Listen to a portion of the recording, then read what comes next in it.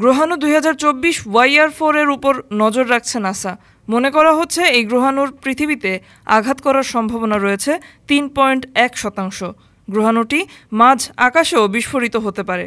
সেক্ষেত্রে সেটি প্রায় 8 মেগাটন TNT শক্তির সঙ্গে বিস্ফোরিত হতে পারে। কিন্তু আশঙ্কা রয়েছে গ্রহাণুর কারণে ব্যাপক ক্ষতি হতে পারে ঢাকা, মুম্বাইয়ের মতো শহরগুলিরও।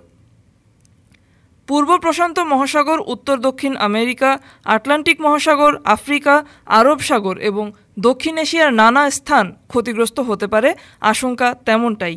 এছাড়া গ্রহাণুর আঘাতে ক্ষতিগ্রস্ত হতে পারে মুম্বাই, কলকাতা, ঢাকা, আবিজান, লাগোস এবং খার্তুমের মতো জনবহুল শহরগুলি। নাসা জানিয়েছে এপ্রিল মাস পর্যন্ত এই গ্রহাণুর উপর নজর থাকবে, তারপর আর দেখা পাওয়া যাবে না তার।